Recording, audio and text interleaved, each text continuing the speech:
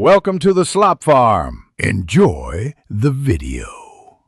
You start by signing into the exact YouTube account whose search history you want to fix.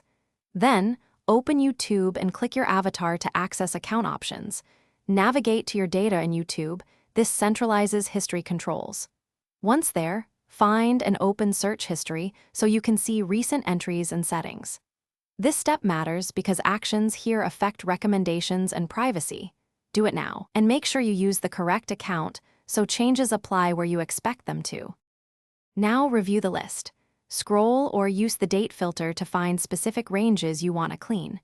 You can remove single searches by tapping the X next to an entry, which corrects what influences your recommendations. If you prefer a fresh slate, choose Clear All Search History, but note this resets personalized suggestions. Once done, toggle Pause Search History to prevent new items from recording. This gives you control while you evaluate how recommendations change over days.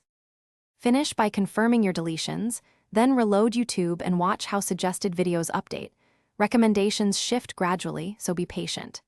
If removed searches reappear, check whether another device or signed-in browser is syncing history.